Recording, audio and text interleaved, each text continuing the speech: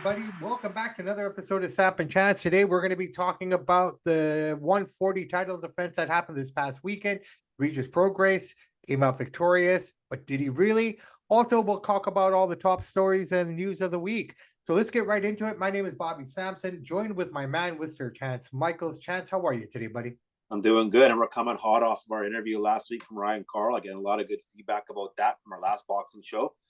You know, it was a good interview. Here we are. Now we're going to do some current news and some breaking news. But thank you, Carl. And I've got many messages saying he's a great interview, good voice. So thank you for absolutely. that. Absolutely. Thank you, Ryan, Carl. Thank you so much for coming back on. A busy time for him getting all the kids ready for camp. I'll be honest, man. I mean, that was a different type of podcast last week. It was one of those podcasts where we kind of sprinkled boxing in it. You know what I mean? It's usually the other way around, but it was kind of cool. I'm so happy to see that Ryan is on his path and he's finding his way and figuring it all out as he's going. So I'm pretty sure we'll come back with round 3. And if he ever fights again, which I think he will, we will be in attendance wherever that may be. Absolutely. But let's get into the guys that are fighting currently. Yes. So last Saturday, Regis Prograis defended his WBC 140 title against Danielito Zorrilla. On the zone. Regis's first fight for Eddie Hearns as his new promoter. I'm going to start off with this, man. I really have a feeling, and I've talked about this before, and you know what? I really don't think guys should fight at home. I just don't. Because they get the home discount advantage from the judges. That, plus, in this case, I'm going to be honest, man. I really, the judging was fucked. That's the one thing about boxing. I'm going to call it here, basically what we had here was Regis winning, but he had a really hard time beating a faster, more skilled, and surprisingly more powerful Zorrilla. Zorrilla came to fight, man. He was a big underdog, and he brought his A game, and it was close. And I mean, it could have been a draw. You could have gave it. Well, I mean, it ended up in a split decision Saturday night. The referee blew a call in the first round when Zorrilla did knock him down. On his knees and Buddy pushed him over. It should have been a knockdown. It should have been a knockdown. Changed everything, because if you think about it, in the Cody fight, I mean, they used instant replay there. I know. To determine that he didn't take the knee. I'm not sure why they use instant replay here, and also we can't totally blame the judges. Like you said, the ref made error. He scores at a knockdown, then Zorrilla probably wins the fight. So I mean, no, that should have been a knockdown. In round 3, it was a knockdown. Well, yeah, it was. In round 3, then we come back. Now we're going to round 3. Prograis caught Zorrilla with the left hand that caught him hard and hit him to the deck card. Oh yeah, he got right back up. He kind of like a half rolled and popped. It looked more dramatic than it did. You know what I mean? With the legs up in the air, like a gymnast doing that. Right. Yeah. The punch caught him really clean, but he was largely unhurt, thinking he had him. Prograis trapped him in the corner, and he tried to, beat the living shit out of him before the bell rang. Couldn't get the job done. From the 4th round onward, Zorrilla stayed on the move, neutralizing Prograis' offense and hitting him with punches as he came forward. 118, 109, 117, 110 for Prograis, 114, 113 Zorrilla.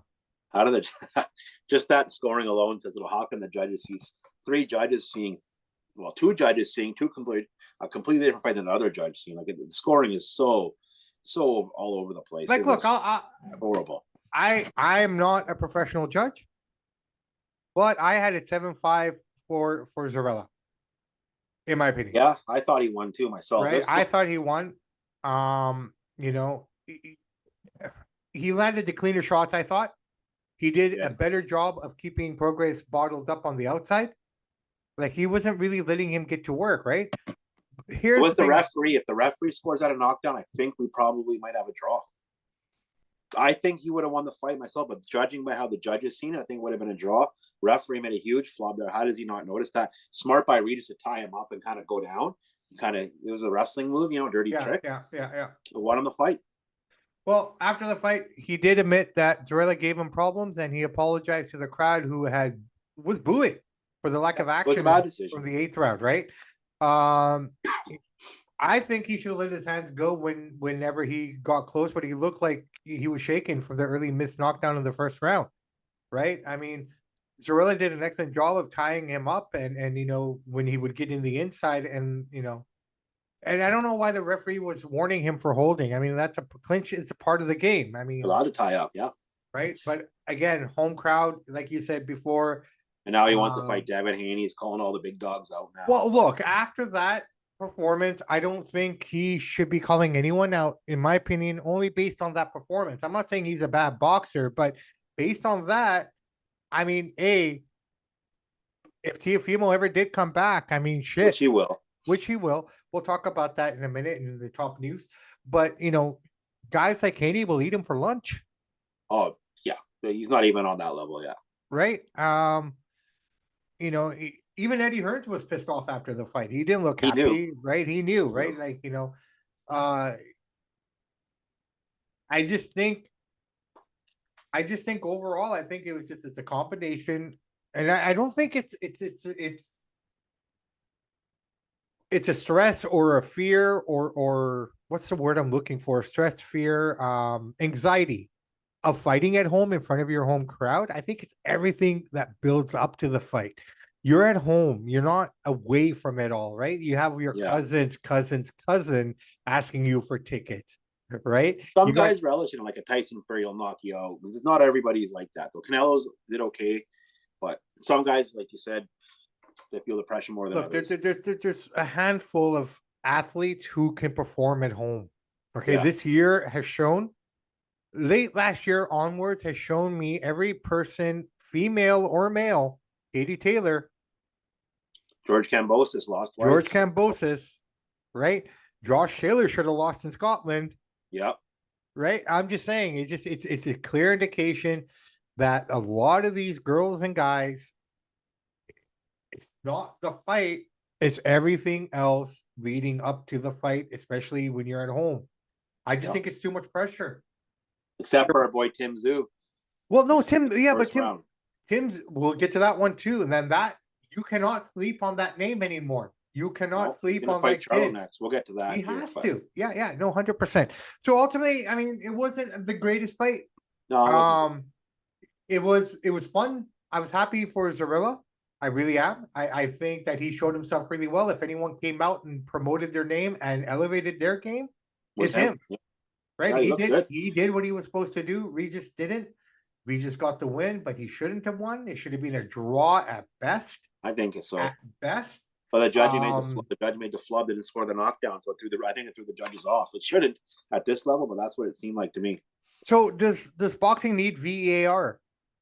Does it need instant replay? I mean, let's be honest. Like that cost that man the match.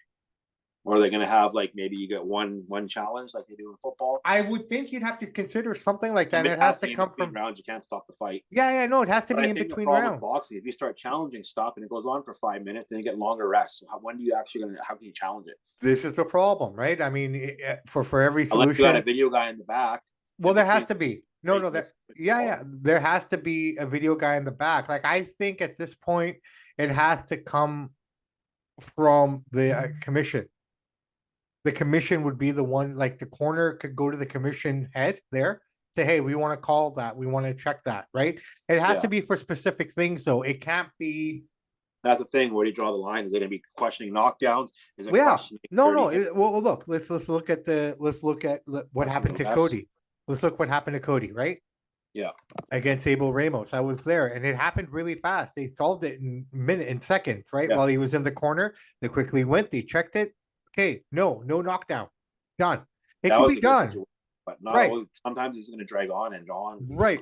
But you also have seen in situations where, like, for example, at the smaller casinos and stuff, the people who run the casinos are the commission in that case, right? Yeah. So I can't remember what fight it was, but they went back and did the replays and everything, and they changed the call. I can't remember who it was. It's tough to have instant replay in combat sports because around you only get a minute break. Yeah, so you don't want to impede the flow of the, especially if the guy's hurt and you stay in the corner, you got an extra breath, could change everything. So no, it could change everything. But if they know it's going to be coming, that would be on That would have to be on the corner to make the call right away, right? You get your cut, man. You Yeah. get your second. Go tell the commission we want to challenge. You got 1 minute. How hard is it? They look at the review, the replay. If knee touching, no, done. Right? You don't need 50 fucking angles like you do in hockey. Yeah, I know. Right? Maybe, hopefully, in the future they figure out something. But yeah, it was a decent fight. Nothing great, but it was all right. Yeah. All right. So that was basically it. So let's move over to Australia where Tszyu made small work of Ocampa. 1 round it took him, man. Ocampa looked like an amateur in there. His first punch, he was hurt. His hands were down. He's out of position. He's off balance, flopping around. And guys and girls, Ocampa is no joke. This guy at one time was right. I mean, but there's levels of this stuff, and he wasn't even. He's 3 or 4 levels below Tszyu. Like just the way he looked in that round. Like I get it, Tim hits hard, but Tim was just flopping, like just throwing wild shots, and this guy had no answer for. His hands were down. He was off balance. He had no deep. Why didn't he tie up? He didn't even tie him up. Well, first off, Tszyu is a slow starter. That's what I've seen and heard. Not for that night, but I think he came out with a vengeance because of all the shit that's been talking, coming from the States. You know what I mean? Yeah. Like they're not taking him seriously. And I think Charlo needs to be worried now. This kid is serious, man. He's got his father's power. He can fight. Right? Yeah, I just don't understand. Yeah, you're right. I just don't understand Ocampa. Like he didn't even tie him up. He didn't even clench him. He didn't get a chance. Yeah, no, but you figure like you would figure defense and stuff. He would grab him. He'd get out of the way. He just had his hands down. Like he was a deer in the head. Dude, he was completely caught off guard. I think he thought it was going to be a feel out round, whatever the case be. He got hit hard, and after that, he just couldn't recover. He couldn't find his faculty. 70 seconds, and he's done. 70 seconds, and he was done. Right, it was over. Like he couldn't recover from it because I think his game plan was based on what we've seen from Tszyu in the past. He comes out, he finds his rhythm, finds his groove, and then 4th, 5th round, you start to see him get to work. That didn't happen here. He totally threw the game plan out. Everything those guys probably prepared for to start the fight was completely off. Yeah, you're right. That was bad defense, and that looked, I don't know, that just looked very amateur to me. Ocampa will never get another title shot again. He'll be a mid-card guy, middle-of-the-road guy, but hey, hats off to Tszyu, man. He came in there, did what he had to do, 70 seconds. Hopefully, the Charlo's broken hand is good now, so hopefully they're saying by October, we'll see. Well, I mean, we should probably get that. Yeah, no, we probably have to get that. That's the next fight, and Tszyu did everything. Yeah, Tszyu did everything he had to do, right? Yeah, he came out unscathed. There's 70 seconds. Excuses, right? I don't think dude even broke a sweat. I don't think so, man. He just mauled him. He mauled him. He finished him, and I think he did that to send the message like, "Hey guys, I'm real. Look at me. Look at me. I'm forget George. I'm Australian boxing. Absolutely. I'm Australian boxing, right? George is fighting in a couple of weeks though, but yes. Right. George is fighting in a couple of weeks, and I have nothing against George. I love George, right? And he just unfortunately would have been champion at any other time if it wasn't for the names that are there with him. Yeah. Fair? Fair. Speaking of that, Bob Aaron's been meeting with Devin Haney's dad, and they're going to do not official, but it's looking like he Lomachenko too, because there's too much controversy. They got to settle that. So I think that'll be the next fight we see again. I hope so. If it happens, we got to be there for that. Well, yeah, no, definitely. I would love to be there for that, and I think we will be there for that. Devin Haney, again, I mean, him calling Prograis afterwards because he's licking his chops. He knows that's an easy. Oh yeah, right. Easy. Like I don't even know. I don't think Regis should even consider any of these guys right now. He needs to go back and figure out what he needs to do. He's a great fighter. I have nothing against Regis. I think he's great. I just feel that with all those names at 140, and we haven't entered Shakir yet. Shakir's not at 140 yet. You got Haney, Tank, Ryan. I think out of all those guys, the easiest fight for Regis would be Ryan. Yeah, that would be a good fight. That would be a good fight too, though, right? Regis will get a big fight pretty soon. It won't be Haney, I don't think, but he's gonna get somebody. A marquee name. Yeah. Bolton? No. So what's his name? Broner? Yeah, he won his last fight too. He beat the lawyer. Yeah. He's still around. Don King Promotions. Adrian Broner, top fighter. There you go, man. There you go. Do you think Broner will ever get another title shot? No. He's done, right? He's done. He'll be maybe a mid-card guy. Maybe he got a few more fights, and he'll be doing like exhibition celebrity fights. That's what I think. Yeah. Yeah, All it's not. right. So basically, Eddie Hearns has ruled out Anthony Joshua versus Dillian White for August 12th, so that's not going to be happening anymore. Everything is pointing towards this fall in Saudi Arabia. Joshua Deontay is probably going to go down. I'm also hearing that Deontay might fight Andy Ruiz before that fight as a tune-up this summer. I don't Could know. be.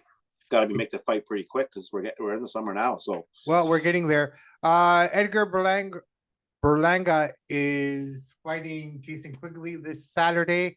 Another name that was mentioned by Canelo. What do you think? What do you think of this well, fight? David Benavidez. It should be an all right fight. Should be a good fight. Yeah. David Benavidez is not fighting Canelo next, as he's fighting Morel in a pay per view coming up soon. Yeah, And I'm hearing October or November for that one. Yeah, so Canelo just, I don't know, he's just going to feel it out and wait a little bit. He just fought. He's in no rush, but yeah, he was going to fight Babu Jack at he wanted to fight him at 180. Jack's like, no, fight me at 190. Canelo had a rehydration clause. They sent him a contract, but yeah, Jack I know. bowed out. Yeah, I read about that. So here's the thing: how? I know how, but it just Jack's 39, so he's an old man. So for the rehydration for him, it's hard, right? No. I'm not even talking about that. What my point is here is Canelo seems to fuck himself when it comes to making fights. He prices himself out. His requests and demands are just unrealistic. Like, okay, he wants to fight Badu Jack. The weight limit is 200, but he's saying you have to fight me at 180. So he first expects him to lose 20 pounds. Yeah. Right? Off his weight class, defend his 220 title. Yep. Well, basically, at 180. This, I'm the A side. Jack's probably a C side. He's a good fighter, but he's not going to sell many pay per views if he's just fighting somebody. Canelo knows that. He's doing the Mayweather playbook. He stacks a deck, rehydration clause, all these crazy weights, certain gloves, ring size. I get that. But what it ain't right, but that's what he does, right? No, but it's not right. But that's the bullshit part of it, right? All right. Yeah. So we've already talked about. We touched on it really quick. Benavidez is probably going to fight Morel next. Yeah. But here's something interesting. So trainer Jose Benavidez Sr. says he's not interested in son David challenging WBA regular super middleweight champion David Morel Jr. Jose says he wants Benavidez to fight Jamie Mugenia or he wants to fight Bivol at 175. Well, he's gonna have to fight soon, so he's gonna keep waiting and waiting. Bivol's fighting next, so how long is he gonna want to wait? Yeah. Right. I have a feeling, and you know what? I mean, I love David Benavidez, and I met his dad, and he's an amazing guy. But I almost get a feeling they don't want to play Morel. It's hard to say. I think they're thinking how much pay-per-views are going to sell. They want more of a marquee name. Well, you want a marquee name as well, too. No, I get that completely, right? But here's the thing. I mean, Morel,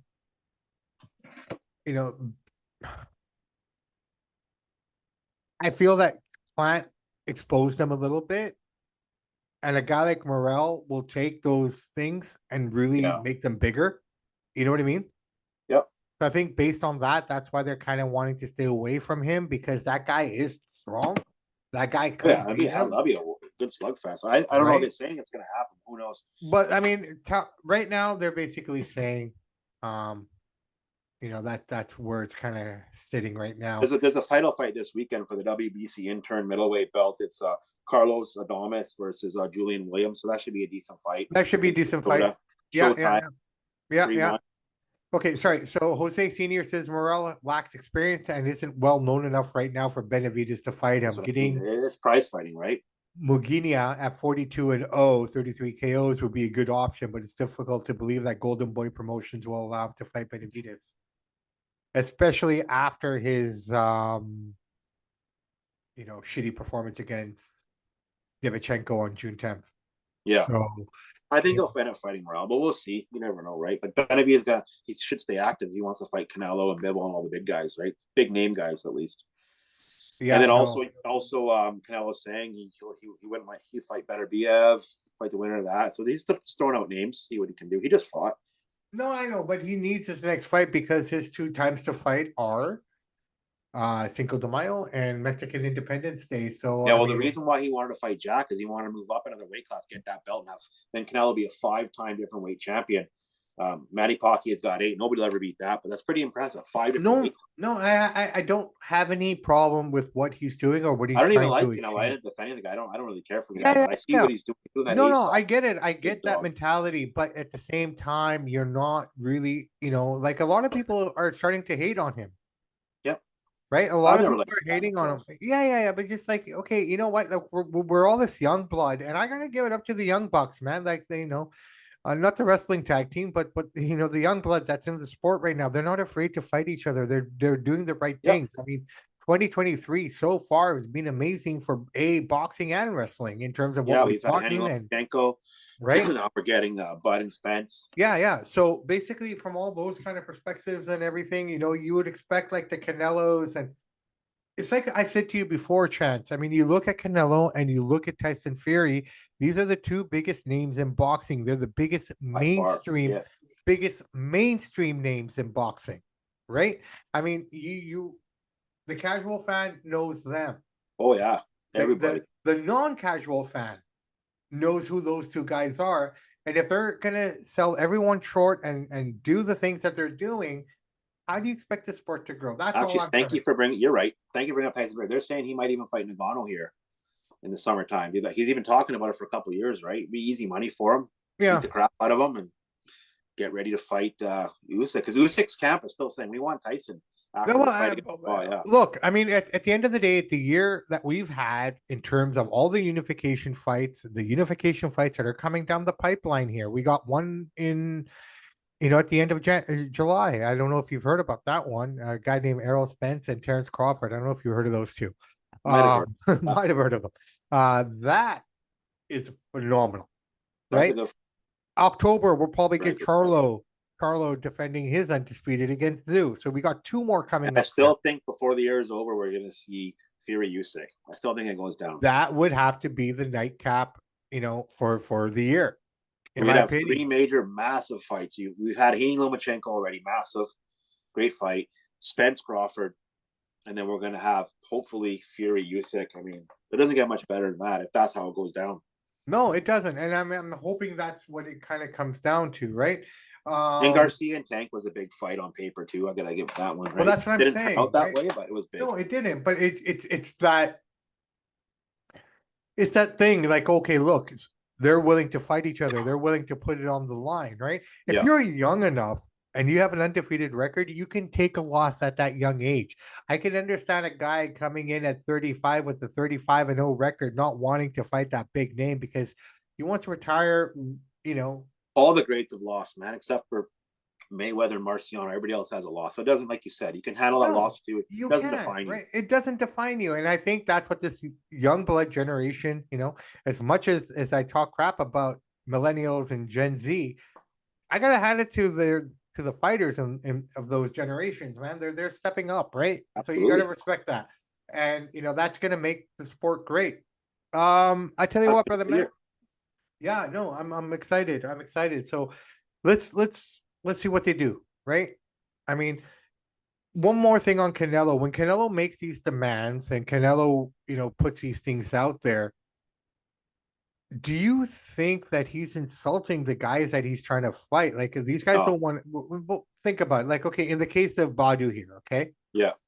like the guy fights at cruiserweight, which is 200 pounds. Yep. 30, you're asking a 39-year-old man to lose 20 pounds to defend his 200-pound title at 180. Yeah. And then on top of that, you can't go back to 200. You can only stay at 185 or whatever, right? So it's just kind of like, it's insulting to the other guy, in my opinion. It could be, I guess, if you're that guy, take it personally. But Canelo guys look at it this way. Besides Fury, he's the biggest star in boxing. You're gonna get the most money fighting him. You go to his demands, you don't get paid that money. And like I said, if Jack, he's not gonna fight him, he bowed out. The next fight Jack has, he won't even get half of what he would get paid to fight Yeah, Canelo. I get And it. that's I get it. But most of right? these guys that fight Canelo and Tyson Fury, even though those two are making 50 million apiece, the other guy's only making maybe, I'm saying only, but like only $2 million compared to the 50 the other guy's Well, making. no, they're getting a little more than that. But no, I think one of them fought. Like, it was like, what did Bivol get? He got no more than maybe 2.53 million. Well, he was an unknown name at the time, right? But like Triple G, he got like 20 million. But Triple G's a different character though. Like Yeah, he's he's got up a there little as more of a well, right? pedigree. But Exactly. like Canelo and Mayweather and Fury have the mentality are we are the A side, A plus side. You guys aren't.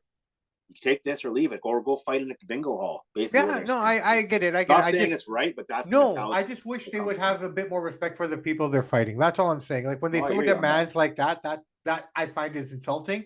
They're trying, and they want to give themselves the advantage too. Absolutely. Right. But I mean, if you're trying to give yourself that much of advantage, what are you saying about yourself as a fighter? I'm just saying. Just saying. Yeah. You know, where's your confidence level in yourself? Yeah, no, I hear you on that totally. Right. All right, Chance. Do you got anything on this day in boxing? Yeah, I got a couple. Before I get into that, I got one thing I got to mention. They got a new documentary coming out, produced by Mark Wahlberg and Mario Lopez, who are big fight fans. AC Slater, people know who Mario Lopez is. They're both really good boxers as far as like sparring and stuff. They got a new documentary coming out. It's coming out on July 24th, part 1, July 25th, part 2. It's a documentary on De La Hoya, his life, behind the scenes, rare footage. It's supposed to be really well done. I mean, like I said, Mark Wahlberg and AC Slater, big time boxing fans. Mark Wahlberg, for those who don't know, played Mickey Ward in The Fighter. Yeah. So check out for that, 24th, 25th. Not Definitely. out yet. Oh, wow. Heard good reviews. Sounds exciting. This day in boxing history, 43 years ago, in Montreal, Quebec, Canada. Roberto Duran upset Sugar Ray Leonard, 15 rounds. Probably his greatest victory ever. Nobody's seen it coming. And he won it as a classic. And yeah, Roberto Duran, one of the kings. I got to show you guys, speaking of boxing history, one of my buddies gave me a whole bunch of grandpa's old magazines who passed away. So this one is from 1962. Oh, wow. There. Yeah. There's one. Most of them all have all the I got other ones too. Nice, man. This one's from 1963. Sweet. And you'll be surprised at the articles and stuff in there. Turn that around, man. I love that. Look at that. Yeah. Classic. Cassius Claver's Old Archie. There's that one. Oh, wow. Got another one here, 1967. Classic, dude. Yeah, check the back. Nice, man. You should put those in plastic bags, man. Oh, yeah, I got a whole bunch of these. And there's another one from 1962. Well, all Ali, eh? Well, I got other ones too, but yeah. And look at the back of all these, eh? Showing men. Yeah, man. It's kind of like the good old days. Don't be that guy at the beach who gets. And the headline says, "Is Clay as good as he says he is?" That's the headline of this one. 1960. Wow. So thought I'd show those old boxing stuff there. And that's fantastic. Yeah, Roberto Duran, 43 years ago today, Montreal. Montreal has quite a good fight history, actually. Got Better BF coming up here. Dude, I mean, Montreal Grand Prix wrestling, a lot of big fights happen in Montreal. A lot of boxing, classic fights happened out there that we do not know about. The 80s, 70s, absolutely. 60s and 50s as well. I want to throw one more thing out of here before we knock out at the press conference in New York between Spence and Terrence. We'll talk about those guys a lot more as we build up to one more thing. Everybody tune in. Free fight. Carlos Adames versus Julian Williams, WBC intern middleweight title in Minnesota. Showtime card. Check it out. Should be good. Sometimes these cards don't got a lot of hype. Are better than the ones that get the hype. So if you love boxing, it's a great card. It's free. It's on TV. In Canada, it'll probably be on TSN if you don't get Showtime on your packages or anything. But yeah, definitely check it out. Highly recommend it. Now, I wanted to touch on this really quick before we close off the show here, okay? Errol Spence said something at the end of that press conference, which I found really, really cool. He talked about WBA, WBC, WBO, IBF, all the major entities, all the titles. They get 3% of every fighter's purse when they're fighting for a title. Not just the champion, but the challenger has to give that money, even if he loses. Yep. So Errol asked the question, what happens to all that money? Think about it. What's 3% of 50 million? A lot of money, dude. Right? Couple mil. So you think about it, Canelo, let's just say it's 2 million, right? Yep. So he's got 4 belts. That dude is writing an $8 million check out of his 50 million. So I mean, he's down to $42 million now. He's got to pay trainers. He's got to pay trainers. He's got to pay Reynoso. He's got to pay all those guys. So at the end of it all, he probably walks out with Well, I don't know if he cashes his checks in Mexico or what he does, but I'm not sure how that works. But the reality of it is, it's like, well, these guys get paid in the back after the fight. They're cut a check right there. Yep. Right. So he made the point, like, what do these guys do with that money? Especially when a guy like Tyson Fury or a Canelo are fighting, where those are the guys that are making $50 million a pop. What happens to that money? Is it there to help the fighters? Is it there just to throw their once a year big bash that they do? Where does that money go? You're talking about for the belts, the money, the percent they take? Yeah. Yeah, it's in the promoting. They throw in on the promotion in the fight for their belts because of the prestige. Yeah. All that stuff. But Putting the fights in mandatories. They got their own counsel and stuff. They get paid. no, I get all that, but what are they doing? Like, that's a lot of money, bro. So where's it all going though? Like, I mean, is it helping the fighters? Is it doing anything for the fighters, or are they just pocketing it? And I don't know if it's helping the fighters. I wouldn't say it is. It's going to the guys that are on the board of WCB, IBF. They're all separate entities, right? Yeah, and I think, and this is why I think Errol brought it up. It's like, who the fuck are these guys to get this much money, considering they're not putting their lives on the line? Yeah, but he's got a point, but it's the same thing as saying, well, the Walmart owners make billions of dollars and the lady has to catch 16. Well, no. I get that. I get that completely. It's a different feeling though. I'm only bringing it up because these guys are putting, like, I don't think the lady at Walmart, unless some idiot comes, which is very common at Walmart, their lives aren't really at risk. No, but they're also paid really well for putting their lives on the line too, right? It's dangerous, but they're getting paid, compensated very well. You would think so. A handful of them are. Most of them aren't. No, the top guys are, yeah. Right? Like, I mean, yeah, I don't know. He's got a good point. Yeah, I can't argue that. No, I'm curious to see if that lights a fire, and we start, like, those guys don't want any. They don't. The major entities don't want to be talked about. They don't. Right? They want to be there to present the belt, and they want to be there to take the picture ops. But as soon as anything serious is asked or anything is mentioned, they don't want to talk. No, that's true. Right. And on that note, my friend, why don't we wrap this up and get into the weekend and enjoy our time with our families? Brother, man, thank you so much for a wonderful week. Yeah, let's wrap this one up and get back together for Tuesday. On that note, my name is Bobby Sampson, joined with my man, Mr. Chance Michaels. In the words of the great AC/DC, those that download, like, and subscribe to the podcast, we salute you. We do salute you. And in the words of Ed Whalen, the infamous Ed Whalen, in the meantime and in between time, that's it for Samp&Chance. Everybody have a great weekend. We will catch you at the beginning of the week. Samp&Chance out.